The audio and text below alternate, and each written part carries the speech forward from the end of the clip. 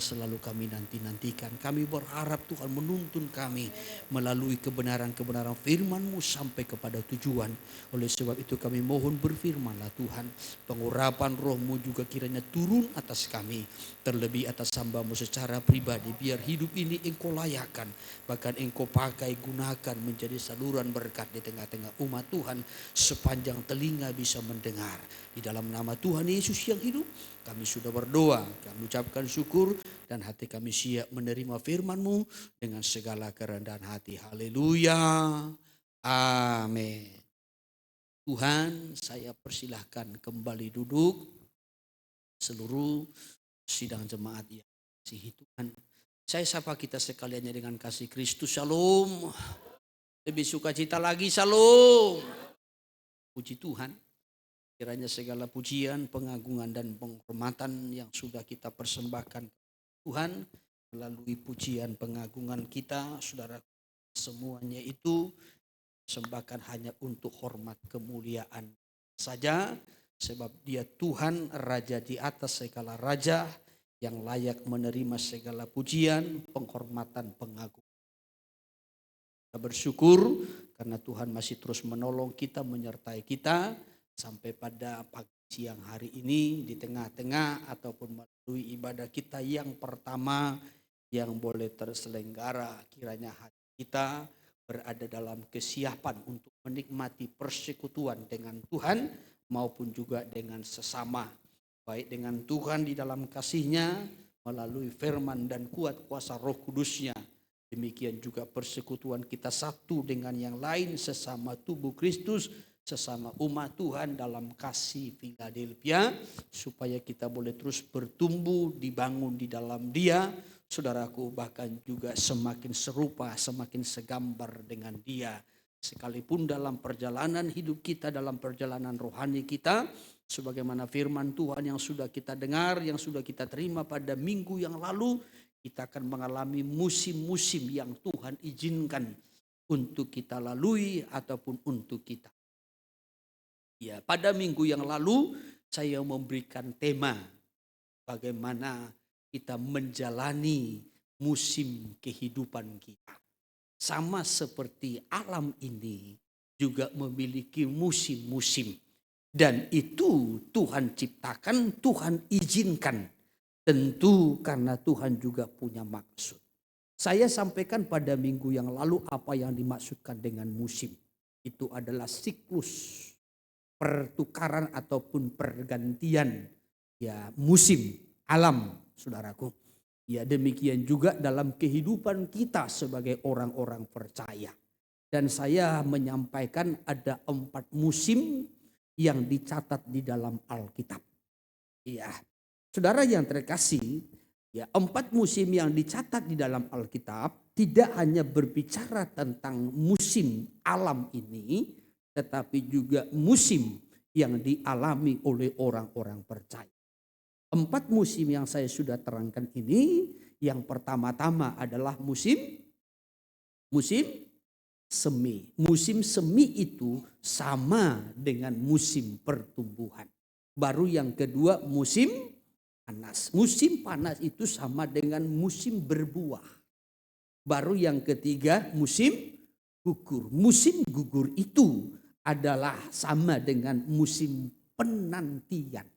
Baru yang keempat musim dingin. Musim dingin itu sama dengan musim pemulihan yang dialami oleh orang-orang percaya.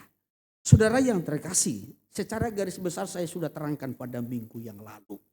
Bagaimana kita melewatinya, apa yang harus kita lakukan, saudaraku, dalam kehidupan kita sehari-hari saya sudah terangkan secara garis besar. Tetapi saya akan lebih lagi menerangkan untuk lebih mendetail, saudaraku, satu persatu. Maka hari ini saya akan menyampaikan tentang musim semi. Musim semi. Nanti ya kalau Tuhan kehendaki kita akan lanjutkan dengan musim panas, musim gugur, dan juga musim dingin. Ya, tetapi hari ini temanya bagi kita, tema kecilnya itu adalah musim. Saudara yang terkasih di dalam Tuhan, ya, Pada minggu yang lalu juga saya kutip dari kitab Yakobus pasal yang kelima ayat 7 ya. Ya, seorang petani ia harus sabar menunggu sampai melewati musim gugur dan juga musim semi. Setelah musim semi baru nanti musim panas ataupun buah ataupun hasil. Ya, jadi seorang petani harus melewati berbagai musim ini supaya dia nanti bisa memperoleh hasil dari ladangnya, hasil dari tanahnya. Ya, panen. Ya, jadi begitu ditanam, benih itu tidak langsung menghasilkan, tidak. Ya, beda dengan reklame. Kalau di reklame begitu ditanam langsung panen kan? Ya, saudara yang terkasih, tetapi alam tidak. Alkitab juga memberikan pelajaran bagi kita tidak demikian. Maka dikutiplah contoh ya dari kitab Yakobus pasal 5. Saya minta dibacakan terlebih dahulu ayatnya yang ke-7 sampai kepada ayat yang ke-8. Demikian firman Tuhan. Iya. Karena itu saudara-saudara, Iya. bersabarlah sampai kepada kedatangan Tuhan. Iya. Sesungguhnya petani menantikan hasil yang berharga dari tanahnya. Terus. Dan ia sabar sampai telah turun hujan musim gugur. Iya. Dan hujan musim semi. Iya. Jadi kalau kita lihat di sini yang Tuhan ajarkan bagi kita bukan soal pelajaran alam, soal musim, tidak. Iya. Tetapi bagaimana kita menantikan hasil. Apa hasil yang sedang kita nantikan? Apa hasil ya saudaraku yang akan kita peroleh dari setiap usaha ya kekristenan kita, perjalanan kita, ibadah kita, pelayanan kita? Hasilnya dikatakan di sini, perhatikan. Karena itu saudara-saudara, bersabarlah sampai kepada jadi hasil yang sedang kita tunggu itu adalah kedatangan Tuhan. Itu hasil yang kita tunggu, yang kita usahakan, yang kita pergumulkan. Saudara menjadi orang Kristen kalau tidak sampai kepada hari kedatangan Tuhan, kalau kita tidak terangkat ketika Tuhan datang, saudara beribadah, saudara melayani, saudara berkorban, habis waktumu, tenagamu, umurmu, materimu, bahkan segala sesuatu engkau sudah korbankan. Kalau toh tidak terangkat ketika Tuhan datang kali yang kedua, itu sama seperti petani yang gagal. Ya, jadi hasil yang kita nantikan itu adalah kedatangan. Maka dibuatlah suatu gambaran, contoh untuk lebih mempermudah kita mengerti, memahami bagaimana kita harus berjuang seperti seorang petani. Ya, bagaimana perjuangan seorang petani setelah dia menaburkan benihnya, maka petani itu mengusahakannya, bahkan ia menantikan hasil yang berharga dari tanahnya. Ia sabar. Apa? Sabar. Sampai telah turun hujan musim gugur. Jadi dia harus lewati musim gugur. Ya, setelah musim gugur, saya sudah terangkan, maka akan masuk kepada musim panen. Tak lupa. Musim dingin. Ya, coba ditampilkan dulu. Ya, supaya saudara ingat ini. Ya, supaya ingat nanti siklusnya, ya. Ya, supaya ingat siklusnya. 4 musim kehidupan. Yang pertama musim sama dengan musim pertumbuhan. Setelah musim pertumbuhan, musim semi, baru musim. Kalau saudara tidak bertumbuh, saudara tidak akan berbuah. Ya, bagaimana saudara mau memikul buah itu kalau saudara tidak tumbuh? Jadi harus tumbuh dulu menjadi kuat supaya nanti bisa berbuah. Amin. Amin. Ya, saya sudah terangkan pada minggu yang lalu, buah yang harus kita hasilkan adalah buah pelayanan, buah karakter. Ya, bagaimana kita bisa menghasilkan buah pelayanan, buah karakter, buah Roh Kudus kalau kita tidak bertumbuh? Ya. Nah, kalau tidak bertumbuh. Jadi semakin bertumbuh, makin buahnya makin lebat, makin mantap. Setelah berbuah, ya saudaraku, baru masuk musim gugur. Buah sudah dipetik, maka nanti ya hal-hal yang kurang berguna, yang kurang baik, yang tidak perlu, ini juga nanti akan gugur, dibuang. Seperti daun. Daun kan gak perlu. Ya toh? Kalau saudara menanam mangga, yang saudara butuhkan apanya? Buah atau mangganya? Buahnya atau daunnya? Hah? Buah? Ya. Saudara yang saudara panen, daunnya atau buahnya? Buahnya. Jadi setelah buah ini nanti dikutip, masuk musim gugur, daun-daun yang kurang perlu pun ini terbuang. Ya, maka dalam hidup kita ini juga ada hal-hal yang tidak perlu yang harus gugur, terbuang. Haleluya. Haleluya. Jangan dipertahankan, yang kurang perlu pun dipertahankan. Ya, egoisnya, cemburunya yang tidak perlu pun dipertahankan. Uang. Jangan disimpan. Haleluya. Ya, buang, gugur. Setelah musim gugur baru masuk musim dingin. Ya. Saudara yang terkasih, setelah musim dingin kembali siklusnya. Ya, musim semi. Ya, jadi musim semi itu, ya saudaraku, ya, musim semi itu adalah ya setelah melewati masa peralihan dari musim dingin ke musim panas. Bodoh diutuk kamu. Nah, kembali saya tarik. Kalau saudara tidak memahami ini nanti, saudara tidak paham nanti, ya, musim-musim yang saudara alami dalam hidup saudara. Sehingga saudara nanti bertanya-tanya, kenapa kayak gini? Ya, kenapa begini? Apa salahku dan dosaku? Sudah setianya aku, ibadahnya aku.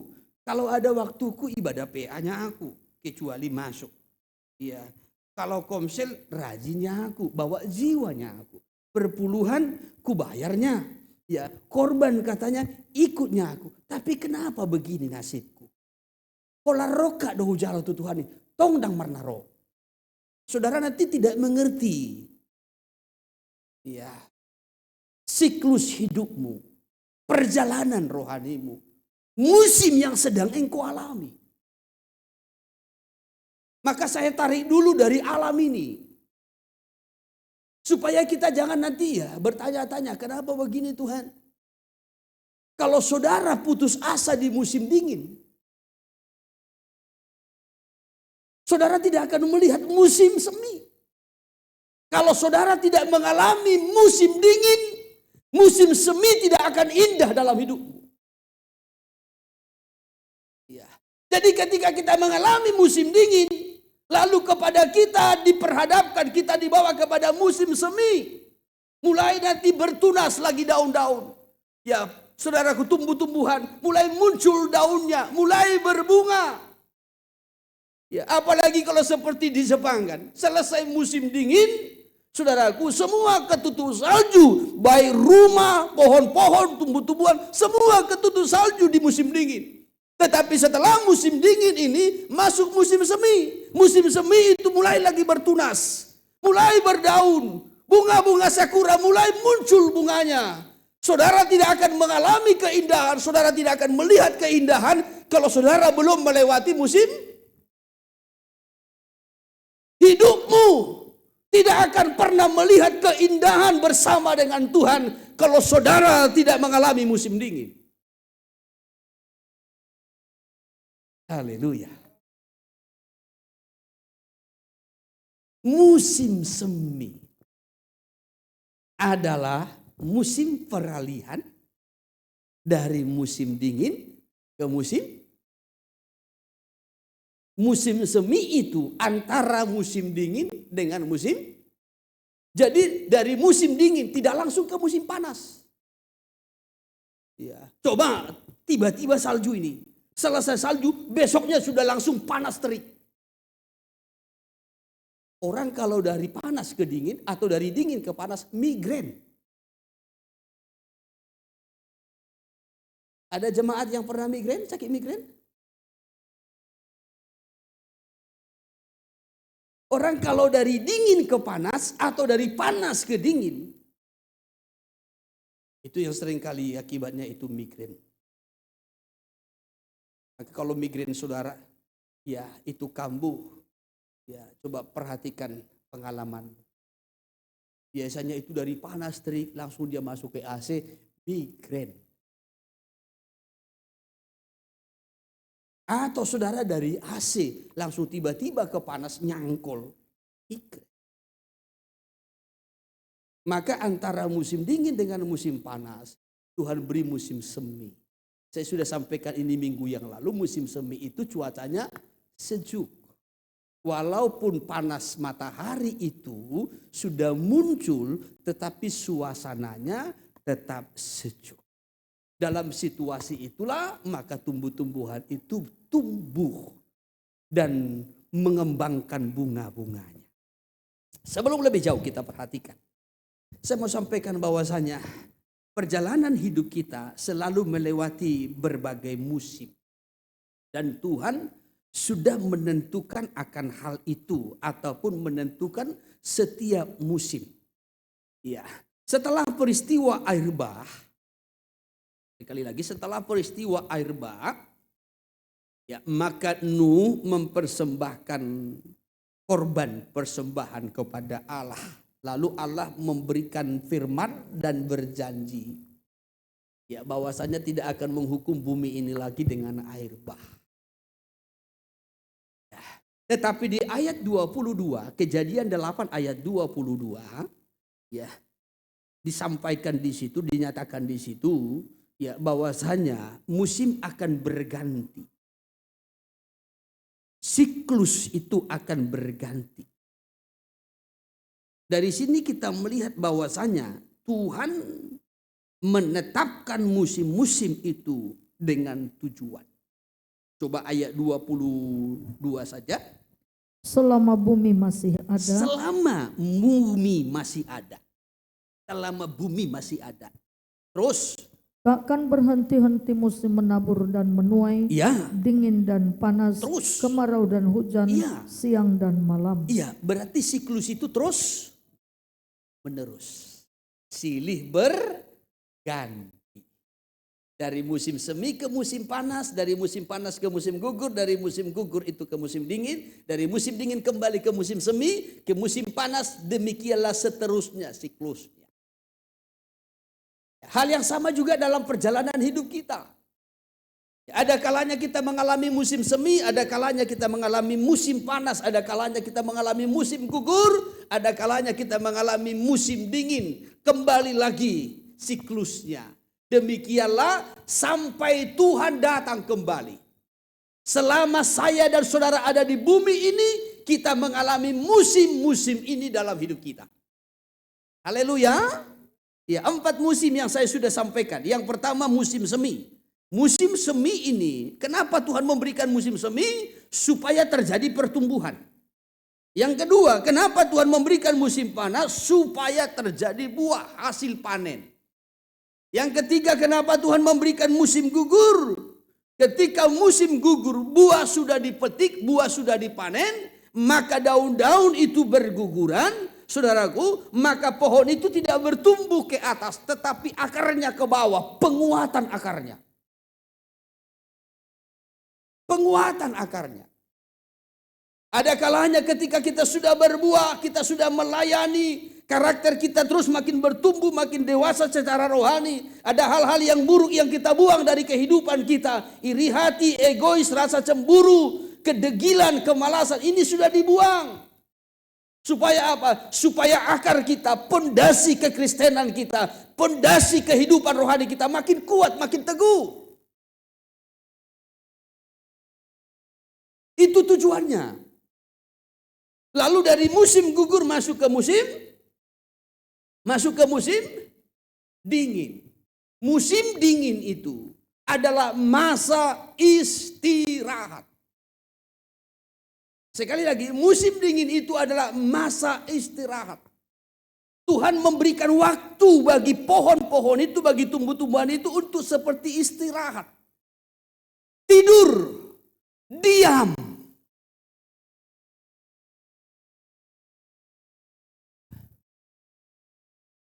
Kalau dari kitab Amsal kita belajar soal semut. Semut mengumpulkan makanannya di musim dingin. Hah? Di musim panas. Ya toh? Iya. Supaya nanti di musim dingin, ya, dia sudah punya perbekalan. Di saat-saat istirahat. Maka kalau di musim dingin, ya saudaraku, saudara tidak akan menemukan buah dari pohon, tidak. Binatang-binatang pun itu banyak istirahat. Maka sebelum musim dingin itu ular pun mencari mangsa. Setelah dapat mangsa dia kenyang, nanti dia akan berhenti istirahat. Biasanya manusia pun seperti itu.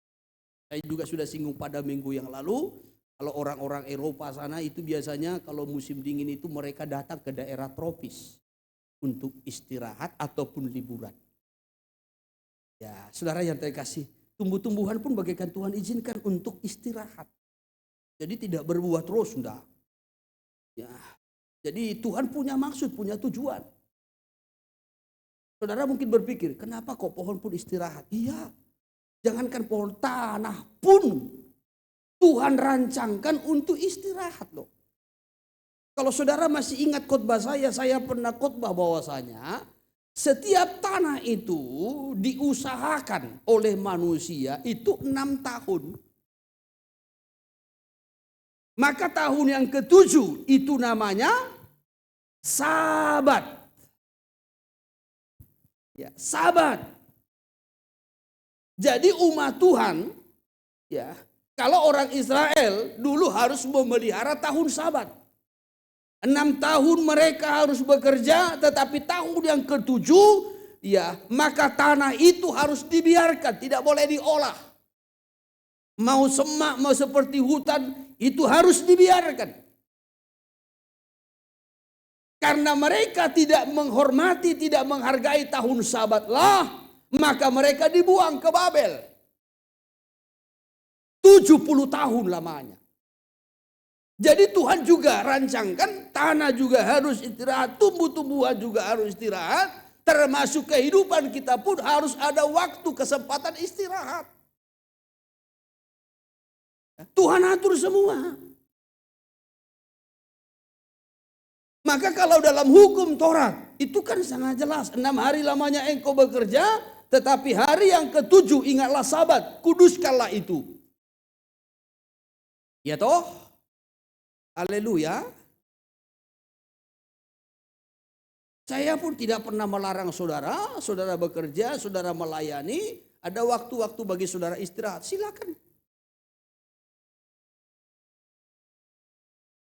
Kadang jemaat Tuhan juga di akhir tahun, Pak kami mau pulang kampung, mau liburan dulu, silakan. Tetapi atur waktumu dengan baik. Ya, selesaikan dulu pelayananmu, jangan biarkan pelayananmu terbengkalai. Selesai itu engkau silakan pulang kampung, ya silakan istirahat, liburan, bertemu dengan keluarga, silakan. Nikmati hidupmu, nikmati liburanmu. Tetapi ketika kita harus bekerja, ketika kita harus melayani, sungguh-sungguh melayani. Haleluya. Ya, jadi musim dingin ini adalah musim bagaikan Tuhan biarkan istirahat seluruh makhluk. Setelah masa-masa yang sulit, masa-masa diam, masa-masa pergumulan, ini baru nanti akan kembali kepada musim semi. Kembali lagi nanti akan bertumbuh. Jadi setiap musim itu ditetapkan oleh Tuhan. Saya sudah kutip pada minggu yang lalu pengkhotbah pasal 3. Pengkhotbah pasal 3, kembali saya kutip dulu ayat pertama. Ayat pertama. Demikian. Ya. Untuk segala sesuatu ada masanya. Untuk segala sesuatu ada masanya. Ya, terus. Untuk apapun di bawah langit ada waktunya. Untuk apapun yang ada di bawah langit ini ada waktu. Apa saja yang ada di bawah langit atau di dalam bumi? Hah? Tumbuh-tumbuhan. Oh, manusia juga. Ya, berarti bagi saudara dan saya ada waktunya.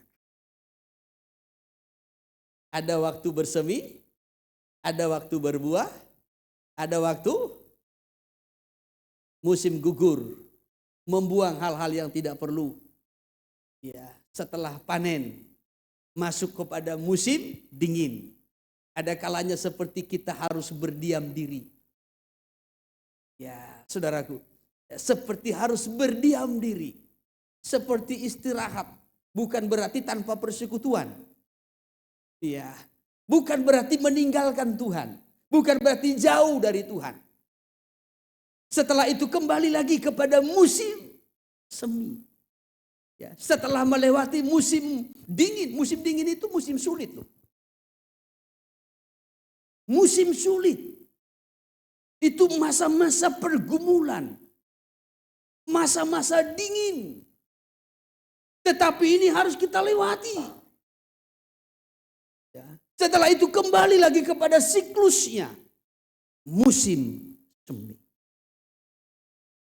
Di ayat 11 ya, coba kembali lompat. Ia membuat segala sesuatu indah pada waktunya. Tuhan membuat segala sesuatu indah. Musim semi, ya. Musim panas, musim gugur, musim dingin, ya. Masa-masa sulit itu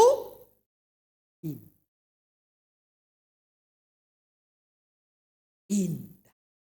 Tuhan membuat segala sesuatunya menjadi indah. Jadi kenapa Tuhan memberikan musim-musim ini? Ada musim semi, musim panas, ya musim gugur, musim dingin. Kenapa Tuhan memberikan musim? Tuhan punya tujuan. Ya, Tuhan mau menyatakan kepada manusia bahwasanya Tuhan selalu hadir. Apa? Tuhan selalu hadir di setiap musim hidupmu. Tuhan mau menyatakan kepada saya dan saudara bahwasanya Tuhan selalu hadir dalam setiap musim hidupmu. Dia ada di musim semi, dia ada di musim panas, dia ada di musim gugur, dia ada di musim dingin. Haleluya. Oleh sebab itu dia berkata di dalam kitab Ibrani pasalnya yang ke-13, sekali-kali aku tidak akan meninggalkan engkau. Ya, ayat yang ke-5 ya. Ayat yang ke-5 coba. Ibrani 13 ayat 5. Ya. Janganlah kamu menjadi hamba uang. Terus. Dan cukupkanlah dirimu dengan apa yang ada padamu. Ya. Karena Allah telah berfirman. Allah telah berfirman. Aku sekali-kali tidak akan membiarkan Aku engkau. sekali-kali tidak akan membiarkan engkau. Terus. Dan aku sekali-kali tidak akan meninggalkan Aku engkau. sekali-kali tidak akan meninggalkan engkau di setiap musim hidupmu. Haleluya. Haleluya. Jangan ada yang merasa engkau ditinggalkan Tuhan di masa-masa engkau sulit. Ya. Jangan ada yang merasa engkau ditinggalkan Tuhan ketika engkau diabaikan oleh manusia. Ketika manusia, ketika temanmu, ketika keluargamu merasa dingin denganmu. Tetapi Tuhan berkata, sekali-kali aku tidak akan meninggalkan engkau. Haleluya. Matius pasal 28 ayat yang ke-20 firman Tuhan berkata, aku menyertai engkau sampai kepada akhir zaman. Aku menyertai engkau dalam semua musim yang engkau alami sampai kepada akhirnya. Ini yang harus kita pegang. Kenapa Tuhan memberikan musim-musim ini untuk kita alami? Tuhan mau menyatakan bahwasanya Tuhan selalu hadir di setiap musim hidup kita. Ada satu pujian itu. Tuhan tidak berjanji langit selalu biru. Tuhan tak pernah janji langit selalu biru. Tetapi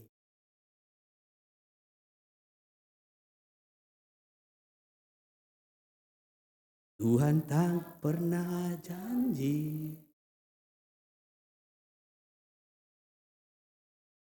tetapi Dia berjanji memberikan kekuatan.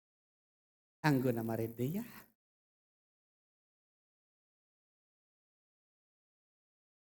Belum lagi ini kalau ditarik dari kidung mempelai. Kau tak janjikan langit selalu biru. Kau tak janji hidup tanpa tantangan. Tapi kau berjanji memberiku kekuatan. Firman-Mu terangi jalanku. Kasih-Mu sungguh aja. Itu. Ya. Jadi tidak selamanya langit itu biru. Ya. Ada waktunya dia berawan. Bukan hanya awan putih, tapi awan gelap. Tapi awan gelap pun bukan berarti hujan. Kata penyanyi. Ya. Saudara yang terkasih, jangan hanya dinyanyikan. Ya. Tetapi betul-betul ya mengerti, pahami. Supaya ketika kita mengalami hal itu, kita sungguh-sungguh menyadari bahwasanya Tuhan itu ada di setiap musim kita. Kalau kita bicara tentang musim semi, tadi saya sudah sampaikan ini masa peralihan ataupun transisi ya. Masa transisi dari musim dingin sebelum musim panas. Di musim dingin semua pohon itu seperti tidur, istirahat. Hewan-hewan pun begitu. Manusia pun begitu. Manusia bagaikan tidak beraktivitas. Hasil itu sangat-sangat terbatas. Orang keluar dari rumah saja sulit. Apalagi kalau daerah-daerah Eropa sana, saudaraku, daerah-daerah yang dinginnya itu biasanya ekstrim. Apalagi daerah utara sana. Rumah saja itu harus pakai pemanas. Mobil pun harus pakai pemanas. Kadangkala mobil diparkir di luar itu sudah penuh ditimbun dengan salju itu. Kalau saudara lihat berita itu, ini sekarang ini, hari-hari sekarang ini seperti di Jepang, nggak tahu itu berapa meter itu tingginya saljunya. Karena tebalnya. Bagaimana orang bisa beraktivitas? Sampai ada petugas itu yang dari atap rumah itu harus menjatuhkan itu salju-saljunya. Dari atas mobilnya juga. Ya, mengurusin itu saja setiap saat, setiap harinya. Saudara bayangkan kapan dia mau bekerja. Kalau dia tidak bekerja bagaimana dia bisa menghasilkan. Maka musim dingin itu bagaikan istirahat. Bagaikan berhenti. Bagaikan tidur. Bagaikan pohon-pohon itu terlihat mati. Ya, setelah itu nanti masuk ke musim semi, kembali dia akan tunas. Kembali dia akan bertumbuh. Ada satu perubahan yang baru. Ya, terlihat mulai ada pengharapan, ada kehidupan, ada bunga.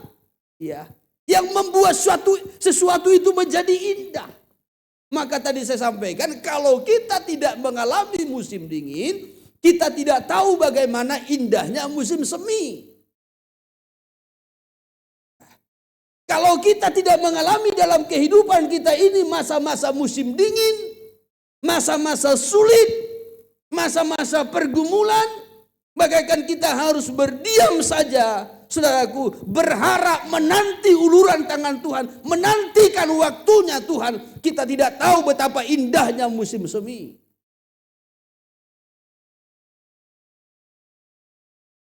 Maka kalau Tuhan izinkan kita mengalami musim-musim ini, karena Tuhan punya maksud dan tujuan.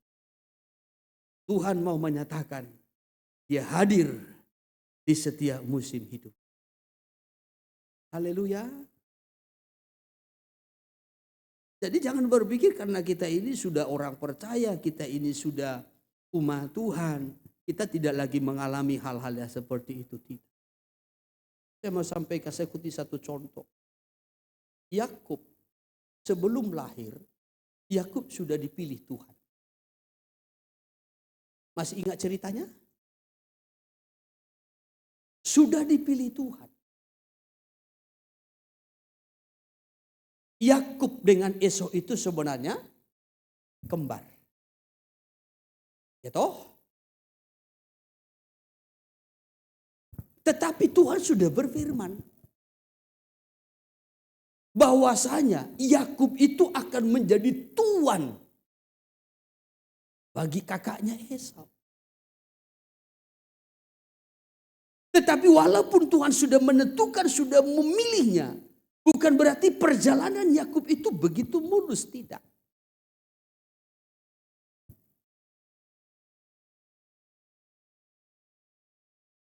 Tidak demikian. Kita tahu Yakub juga punya kelemahan. Dia tidak sabar menunggu waktunya Tuhan. Dia berusaha dengan kekuatannya, dengan strateginya untuk merebut berkat itu dengan cara menipu kakaknya Esau. Menipu ayahnya Ishak. Tetapi apa yang dia lakukan, kelemahannya, dosanya, kesalahannya itu juga akan dia tuai. Sampai akhirnya ia harus lari ke tempat pamannya si Laban. Saudara yang terkasih, untuk mendapatkan istri buru si Laban, dia harus bekerja 7 tahun. Mahal ya buru si Laban. Upah 7. Itu pun dapat si Lea. Maka dia harus bekerja 7 tahun lagi. Upah 7 tahun. Untuk mendapatkan buru si Laban yang dia cintai. Yang bernama Rahel. Saudara bayangkan. Berapa itu upah 7 tahun? Saudara kalikan saja. 7 tahun kali 12 bulan. 7 kali 12 berapa? Hah? 84. Kali basic.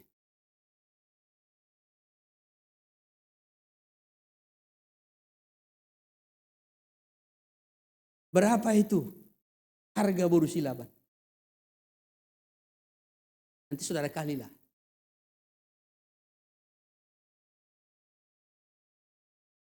14 tahun dia harus bekerja loh.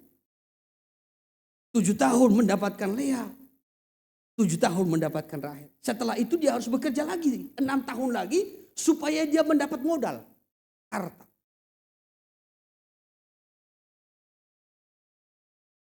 Setelah dia 6 tahun bekerja, lalu dia dapat modal. Dia punya ternak.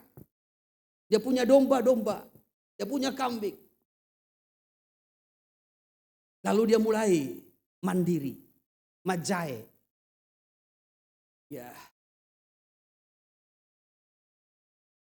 Dia usaha sendiri. Setelah itu dia pulang. Ketika dia pulang dia tidak izin. Karena sudah ada sedikit masalah konflik dengan mertuanya si Laban. Akhirnya dia pergi. Dia bawa istrinya, dia bawa anak-anak. Setelah dia pergi, ini salah satu kelemahan daripada Yakub. Dia lari dari masalah. Tidak menyelesaikan masalah itu dengan baik.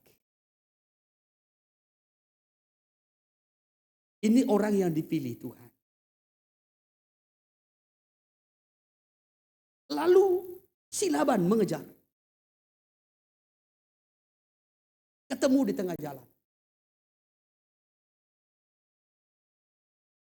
Tetapi Tuhan memperingatkan si Laban. Laban, jangan sekali-kali engkau mengata-ngatai Yakub. Karena Tuhan punya maksud, punya rencana dalam hidupnya. Sekalipun Yakub punya kelemahan. Yang saya mau sampaikan, saudaraku, walaupun orang yang sudah dipilih Tuhan tetap diperhadapkan dengan berbagai musim. Bukan berarti semua langsung beres. Dia pengen punya istri, langsung dapat. Dia pengen punya modal, langsung ada. Enggak. Dia pengen pulang kampung bertemu dengan orang tuanya, langsung aman. Enggak. Masih berhadapan dengan Laban, berhadapan dengan Esau. Nggak gampang. Saya kutip dulu bagaimana Tuhan mengingatkan si Laban ini dalam mimpi. Kejadian 31 itu. Demikian ayat yang ke-22 dimulai. Ketika pada hari ketiga dikabarkan kepada Laban bahwa Yakub telah lari, Ya. dibawanyalah sanak saudaranya bersama-sama. Dikejarnya Yakub 7 hari perjalanan jauhnya, Ya. lalu ia dapat menyusulnya di pegunungan Gilead. Ya. Jadi setelah Yakub lari, dia bawa istrinya, anak-anaknya, harta bendanya, budak-budaknya juga dia bawa. Maka datanglah si Laban mengejar. Ya, dia bawa kumpulan. Tuh. Kan begitu kan? Baca bagus, baca bagus. Sekali lagi, ayat 23 ya.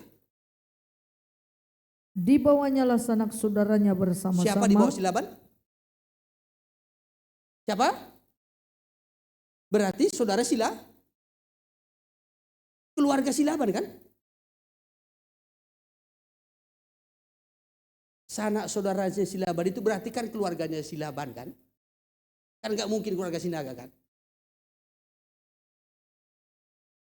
Dibawanya kumpulannya. Lalu dikejarnya si Yakub. Lalu ketemu. Setelah dia lihat, oh itu Yakub berkemah di sebuah pegunungan. Ya, bersama dengan keluarganya, istri dan anak-anaknya. Harta bendanya. Ya. Lalu Laban mengejar terus. Pada waktu malam datanglah Allah dalam suatu mimpi kepada Laban orang Aram itu, serta berfirman kepadanya, apa katanya? Jagalah baik-baik, terus supaya engkau jangan mengatai Yakub dengan sepatah kata pun. Lalu dalam mimpi, suatu malam katanya, Tuhan datang dalam mimpi kepada Laban. Lalu Laban itu diperingatkan, hai Laban, jangan sekali-kali engkau mengata-ngatai Yakub. Aku punya maksud, tujuan, rencana dalam kehidupan Yakub. Jadi walaupun sudah dengarkan firman Tuhan, sudah dengar suara Tuhan, persoalannya Laban kurang sungguh-sungguh. Dia memang taat tetapi tidak sepenuh. Maka kalau kita lanjutkan cerita itu, bagaimana Laban menjumpai Yakub, berkata kepada Yakub, kenapa engkau lari? Kenapa kau bawa istrimu? Ya, itu putri-putriku. Kenapa tidak engkau izinkan ku cium cucu-cucuku? Mulai lagi Yakub mengalami tekanan. Tetapi karena sudah diperingatkan Tuhan melalui suara Tuhan, melalui firman Tuhan.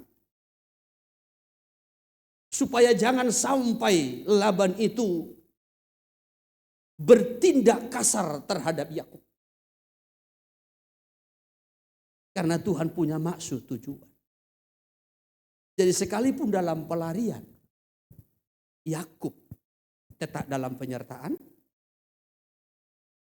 Dalam keadaan sulit pun Yakub tetap dalam.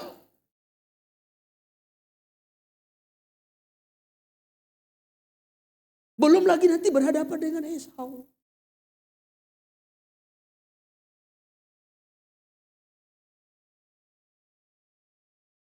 Jadi Tuhan mengatur semua. Ada kalanya kita memang diperhadapkan dengan hal-hal yang sulit, tetapi Tuhan tetap selalu membuka jalan. Tuhan tetap selalu memberikan solusi. Sebenarnya Laban ini berusaha untuk menarik Yakub kembali mundur ke belakang. Tapi Tuhan cegah. Jangan sekali-kali engkau mengatakan. Kalau saya renung-renungkan ini. Kadangkala dalam kehidupan kita orang Kristen umat Tuhan.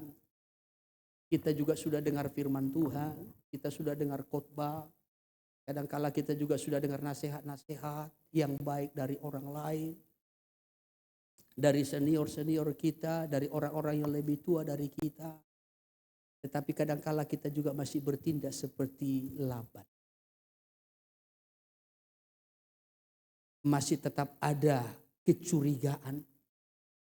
Masih tetap ada strategi-strategi yang jahat. Laban kan begitu curiga dengan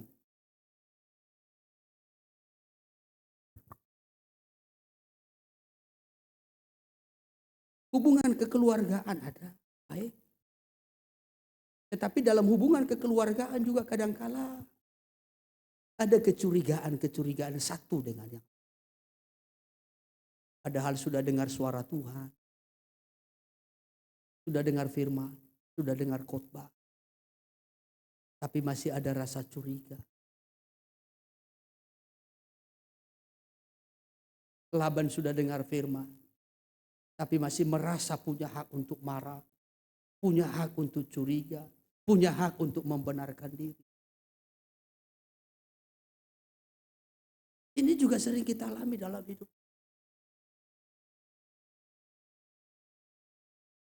Saya baca ini lama, saya renungkan. Kadangkala dalam kehidupan, kekeluargaan pun begitu. Hubungan kita, ada hubungan kekeluargaan, hubungannya baik. Tetapi kecurigaan tetap curiga. Kiranya Tuhan tolong kita. Biarlah rasa-rasa curiga ini bagaikan daun yang gugur. Supaya nanti tumbuh tunas yang baru. Bukan kecurigaan yang baru. Ya. Tetapi pertumbuhan rohani yang mantap. Haleluya. Saudara yang terkasih dalam Tuhan. Supaya firman yang kita dengar tidak hanya sekedar suatu perkataan logos saja. Tetapi firman yang betul-betul membawa kita kepada pertumbuhan. Kepada semangat, kepada gairah roh. Bukan hanya sekedar suatu logos. Tetapi betul-betul membawa kita kepada pertumbuhan roh. Kembali saudaraku. Musim semi adalah musim pertumbuhan atau masa pertumbuhan. Bagaimana kita mengalami pertumbuhan setelah melewati masa-masa yang sulit.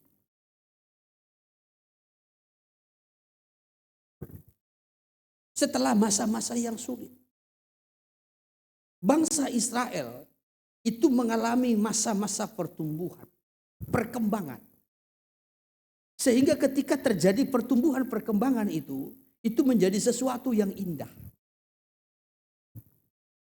Kalau kita melihat model ibadah dari sejak dulu, dari sejak awal. Dalam ibadah pendalaman Alkitab saya sampaikan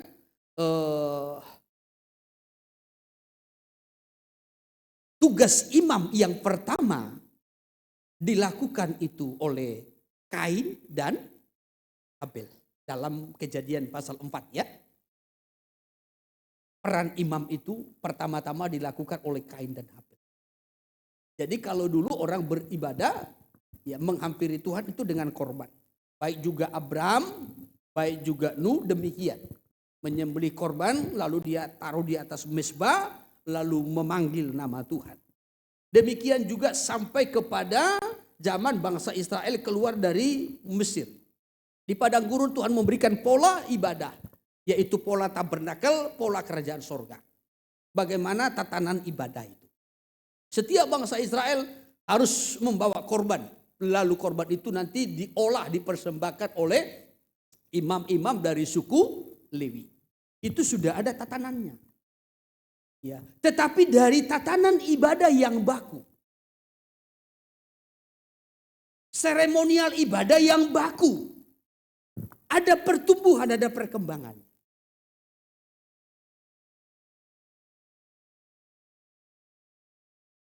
Ada kemajuan. Kalau dulu kalau kita belajar tabernakel, coba tabernakelnya. Tabernakelnya. Di tabernakel ini model tatanan ibadah.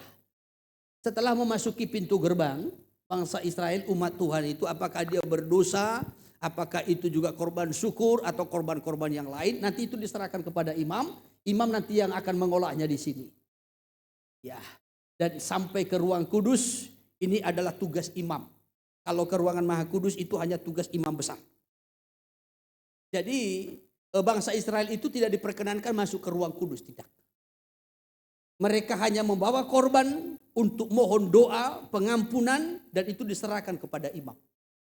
Itu tangannya. Tetapi dari sini berkembang. Ya. Kalau kita melihat ketika bangsa Israel keluar dari Mesir, setelah melewati Laut Teberau, saudaraku, di situ sudah mulai diperkenalkan musik. Salah satunya itu adalah tamborin ya, rebana. Yaitu dalam Keluaran 15. Setelah bangsa Israel melewati Laut Teberau, ya, lalu ada nyanyian Musa, mulai dari ayat 1 sampai seterusnya. Ya, maka tampillah di depan siapa? Miriam bersama dengan para perempuan-perempuan yang lain. Lalu mereka menyanyikan nyanyian kemenangan itu, nyanyian Musa dengan tamborin, rebana. Ayat berapa itu? 19? Ayat 20. Coba. Lalu Miriam Nabiah Naik dulu itu dari ayat 19. ketika kuda Firaun dengan keretanya Ya. dan orangnya yang berkuda telah masuk ke laut, Terus. maka Tuhan membuat air laut berbalik meliputi mereka. Ya. Tetapi orang Israel berjalan di tempat kering dari tengah-tengah Ya, laut. terus. Lalu Miriam Nabiah itu saudara perempuan Harun Ya. mengambil rebana di tangannya, Mengambil rebana di tangannya. dan tampillah semua perempuan mengikutinya memukul rebana serta menari-nari. Iya, maka tampillah semua perempuan-perempuan. Iya. Tidak dicatat di situ atau tidak dibuat di situ catatan khusus hanya anak remaja, tidak. Tetapi tampillah semua perempuan-perempuan. Kira-kira perempuan-perempuan di situ umur berapa? Hah? 20 tahun. Oh, sauna hidupnya si Miriam. Perhatikan. Musa di Mesir 40 tahun. Di tanah Midian berarti berapa umurnya? 80. Setelah umur 80 tahun baru dia diutus Tuhan membebaskan bangsa. Sementara Miriam itu adalah adiknya Musa. Oh, kakak. Berarti Miriam sudah di atas umur main? Nggak ada yang saraf kejepit.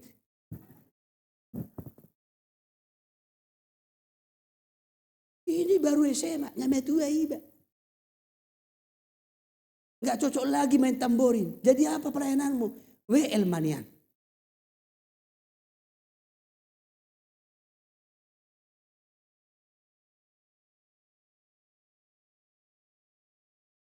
Jangan karena sudah ada basicnya nggak lagi main tamborin. Bila perlu yang sudah tua-tua. Dibuat nanti pemain tamborin. Ya. Haleluya. Coba kalau baris nanti sini Ibu Sidba Butar, Ibu Saragi, ya, Ibu Nenggolan. Bukan Melati, bukan.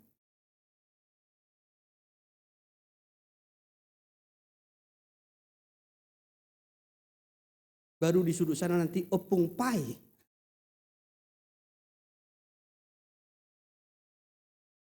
Jangan merasa.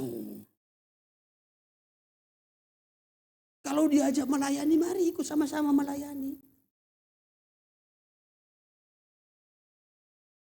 Haleluya. Jadi langsung main tamborin loh. Main rebana. Itu secara spontan. Kenapa? Karena mengalami suasana kemenangan. Ya, tanpa latihan. Ini latihan berulang-ulang salah juga.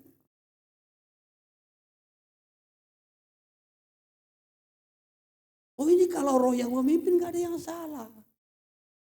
Dan semua itu reaksi sukacita, rasa syukur kemenangan itu. Jangan sampai ya tamburi sudah dilatih salah. Musik sudah dilatih salah. Nyanyian sudah dilatih. Toh juga salah. Maka kalau melayan itu harus dari hati. Dalam urapan pimpinan kuat kuasa Roh Kudus. Supaya berkemenangan. Haleluya. Ya, jangan sampai ada anak-anak remaja salah gerak, aku tadi sakit.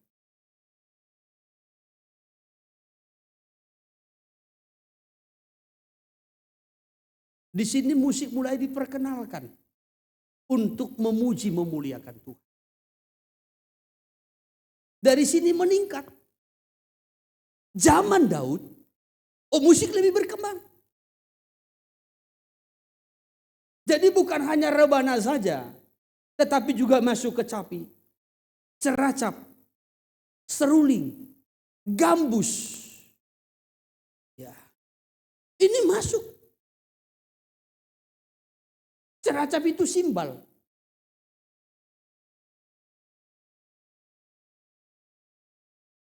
Jadi hanya bukan simbalnya bukan dipukul pakai stick. Kalau itu simbalnya di antara simbal yang satu dengan simbal yang lain itu dipukulkan.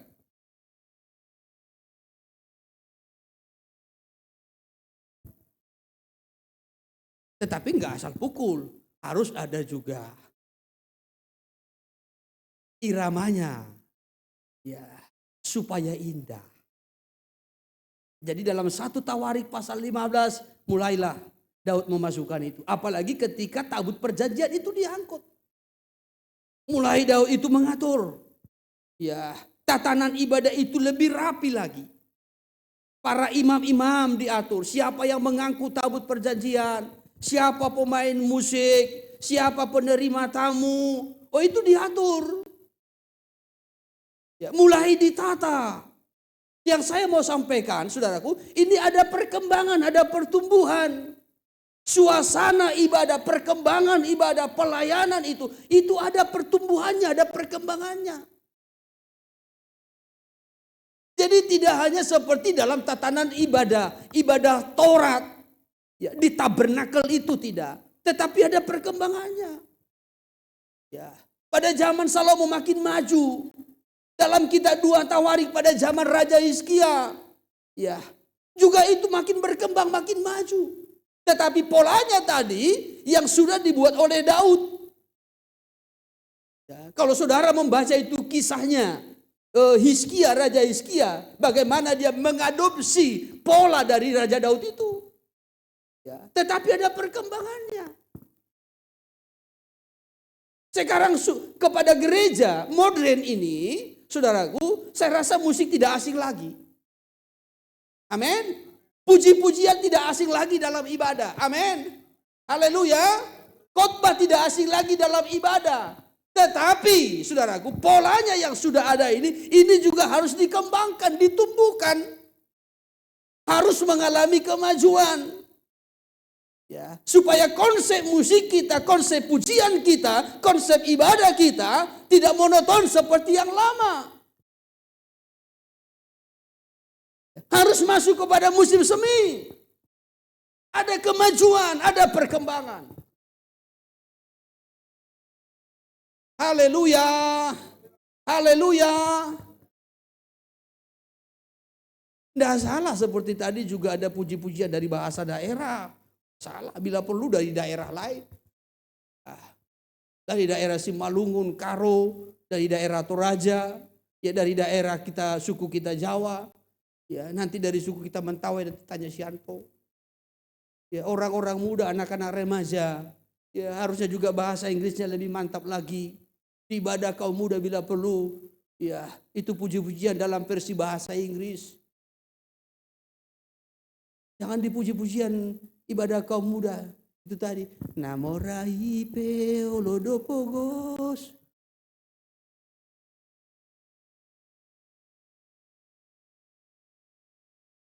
Kodok-kodok kan sudi. Harusnya anak-anak remaja kan supaya lebih berkembang. Ya masukkan puji-pujian bahasa Inggris. Karena kalau anak-anak remaja mungkin anak-anak sekolah kalau menghafal lagu-lagu bahasa Inggris masih lebih mudah. Kalau kayak kami ini sudah susah. Sudah susah, nambah satu perbendaharaan kata saja itu sudah susah.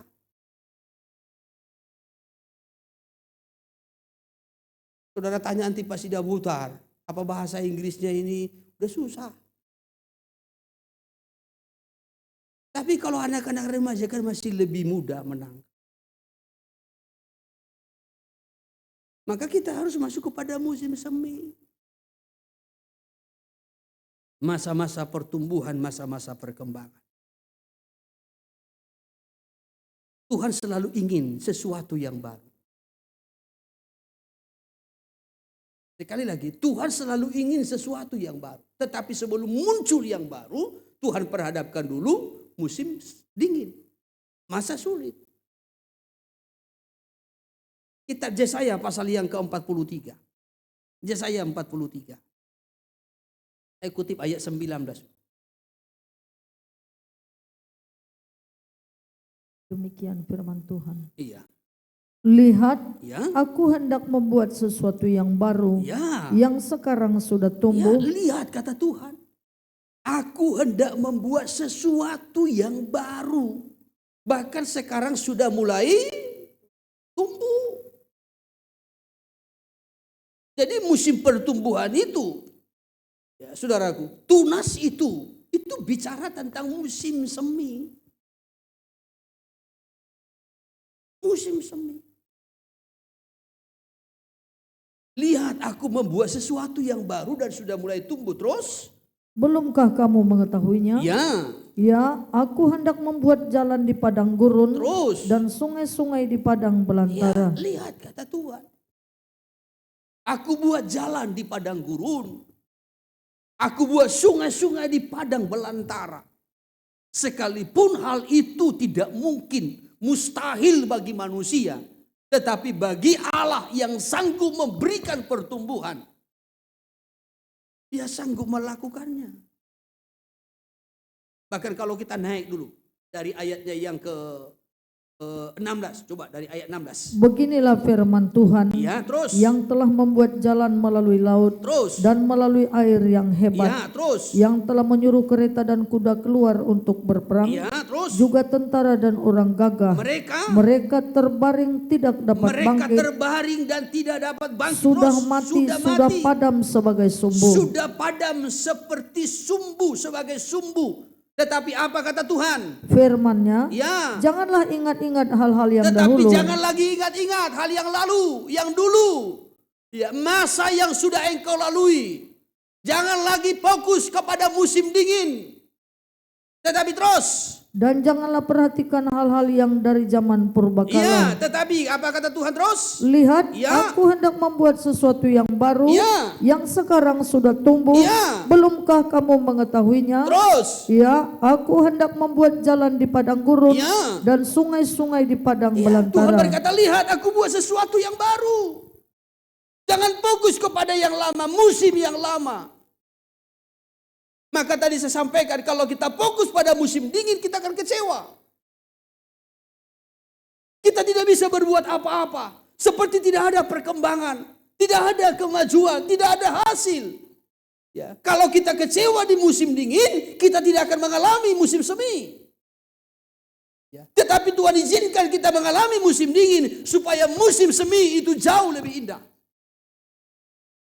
Haleluya. Jadi kenapa Tuhan izinkan kita mengalami musim dingin, masa-masa sulit, sepertinya kita tidak bisa bergerak, tidak bisa berbuat apa-apa. Kita hanya bisa berdoa.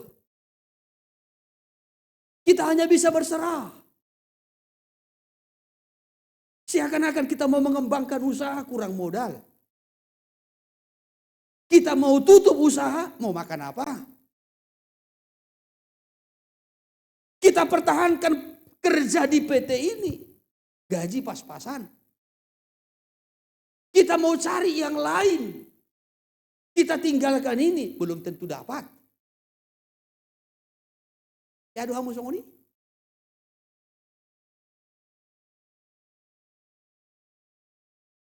Sehingga kita hanya diam saja. Kita hanya berserah.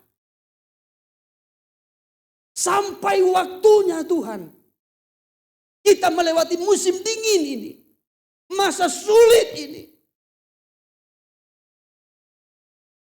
Seakan-akan yang datang, yang masuk dengan yang keluar, enggak seimbang. Coba kalau di musim dingin, permasukan dengan yang keluar, pengeluaran, kan enggak seimbang. Di musim dingin semua usaha seperti tutup. Tapi toh kan harus makan. Iya kan? Air lampu harus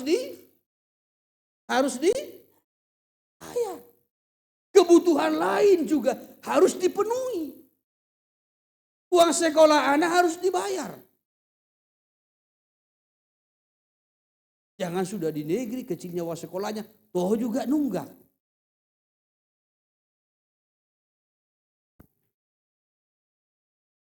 Jadi yang masuk itu kecil, yang keluar aduh.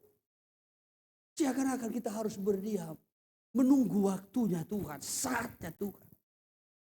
Namun bukan berarti kita tidur-tidur diam-diam saja. Ya, kita harus tetap berserah kepada Tuhan. Di musim dingin kita harus tetap berserah kepada Tuhan. Amin. Sampai Tuhan membawa kita masuk kepada musim semi. Sehingga kita nanti akan melihat keindahan itu. Kalau selama ini aku bagaikan pakum, tidak bisa berbuat apa-apa, tidak ada kemajuan, tidak ada perkembangan. Tetapi sekaranglah waktunya Tuhan membuka jalan. Amin. Di padang gurun pun dia membuka jalan. Di padang belantara pun sungainya mengalir. Yang akan memuaskan, melimpahi dengan berkat. Haleluya. Ini. Jadi kita harus memahami musim kita. Ya, maka ketika saudara berada pada musim dingin, jangan kecewa.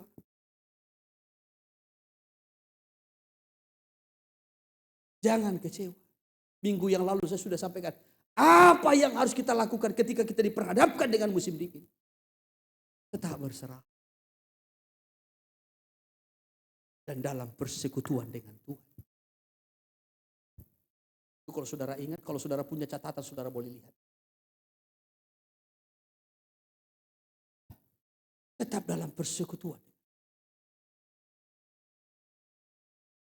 Musim dingin pun menjadi indah.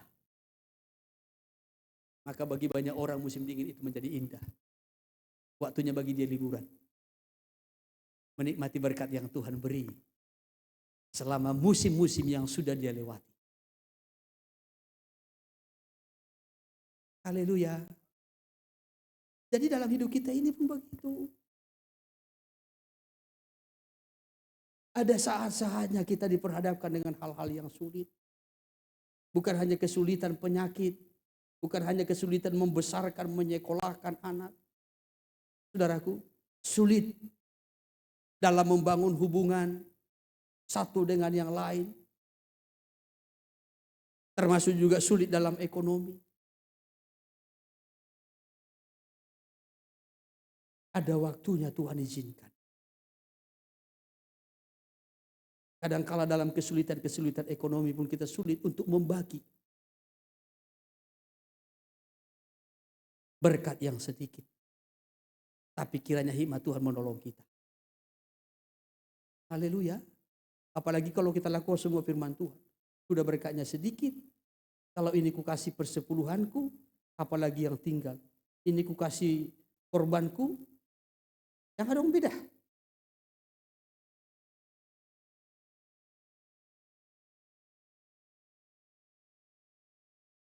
Saudara yang terkasih, ya bagian Tuhan, bagian Tuhan. Bagian kita, bagian kita. Haleluya. Maka saya pernah menyampaikan kalau soal persepuluhan, apalagi di zaman sekarang ini, kadangkala di media itu sudah pengajaran yang enggak menentu. Saya mau menyampaikan ini bukan hanya teologi di Gereja Betel Indonesia, tidak. Tetapi saya mau sampaikan firman Allah. Saya memang jarang khotbah tentang persepuluhan. Harap saudara sudah paham lah. Amin. Hanya sekedar mengingatkan saja. Saya sudah pernah khotbahkan. Persepuluhan bukan hukum Taurat. Sekalipun kadang-kala di media, oh itu kan hukum Taurat. Hukum Taurat enggak berlaku lagi.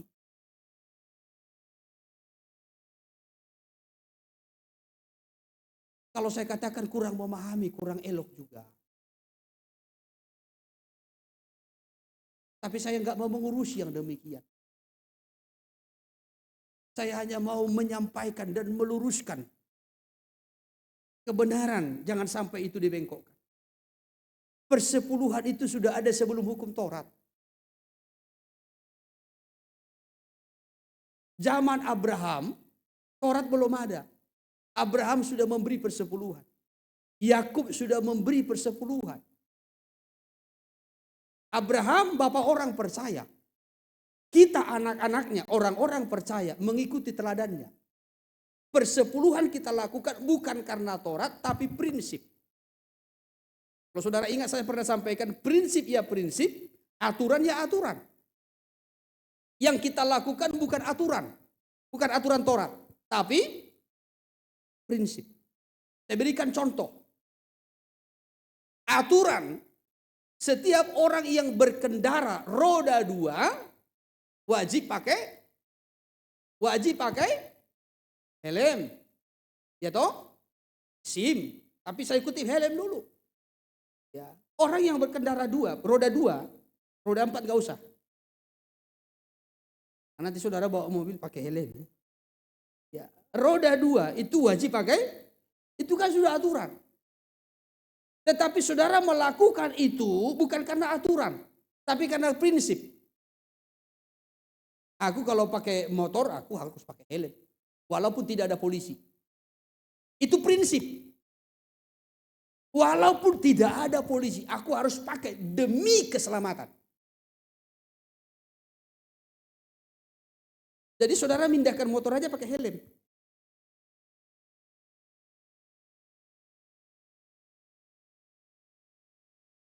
Itu prinsip. Kalau aturan, saudara lihat-lihat dulu. Ada enggak polisi? Kalau ada polisi, saudara pakai. Kalau enggak ada polisi, saudara gantung. Itu aturan. Maka persepuluhan pun begitu. Kalau kita punya prinsip persepuluhan. Persepuluhan harus kubawa ke perbendaharaan rumah Tuhan. Itu prinsip. Mengikuti teladan Bapak Abraham. Bapak orang percaya. Bukan karena aku dipercayakan melayani. Karena aku dipercayakan melayani, maka aku beri persepuluhan. Kalau aku tidak melayani, enggak aku beri persepuluhan. Itu aturan. Mana lebih kuat, prinsip atau aturan? Mana lebih baik, prinsip atau aturan?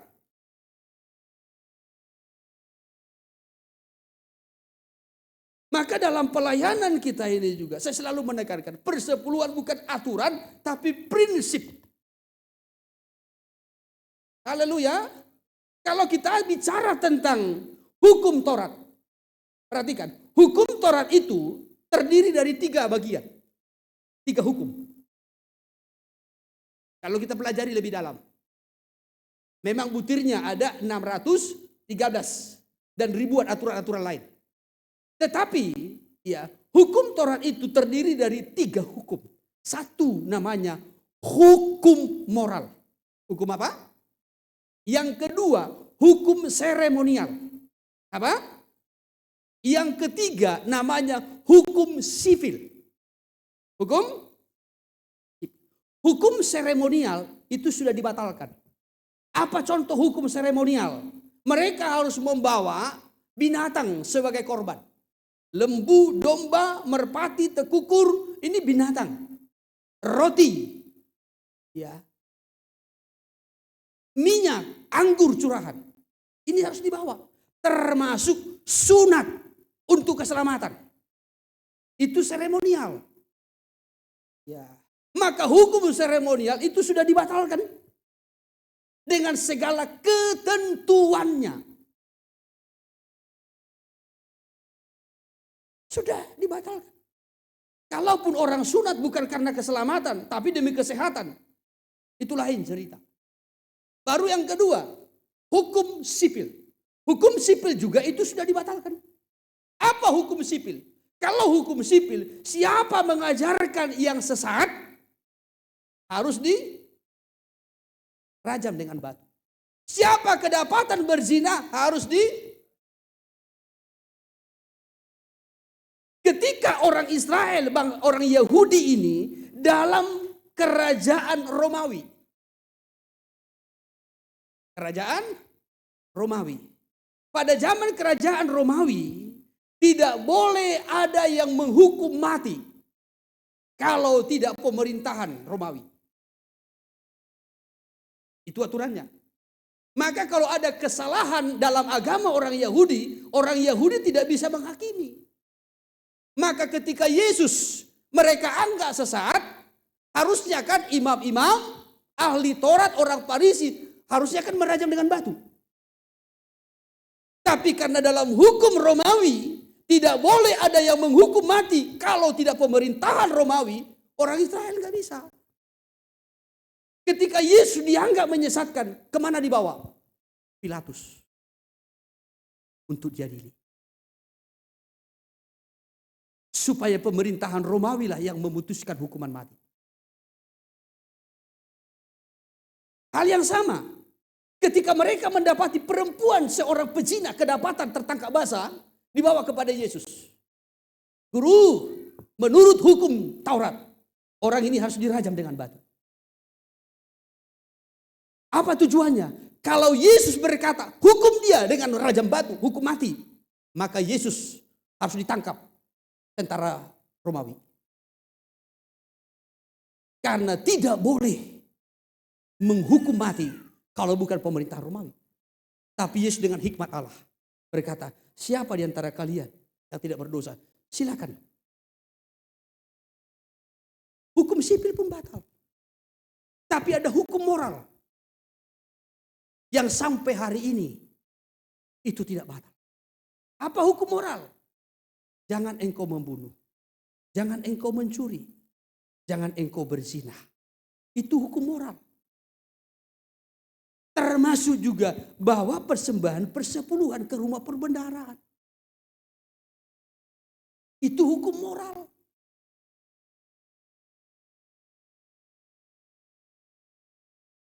Hanya kalau saya terangkan nanti lebih jauh lagi. Banyak makan waktu. Saya hanya mau menyampaikan. Kita harus mengerti membedakan.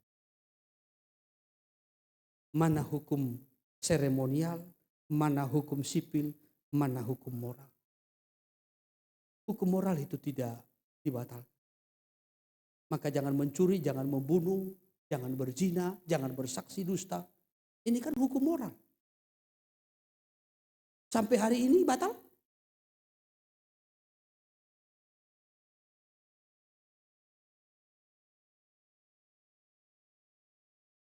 Hanya walaupun mungkin ada hamba-hamba Tuhan, cara penyampaian, cara penjelasan soal persepuluhan kadangkala terlalu berambisi, itu urusannya. Maka saya juga tidak mau lebih sering mengkhotbahkan tentang persepuluhan dibandingkan tentang korban Kristus. Sebab korban Kristuslah yang menebus dan menyelamatkan.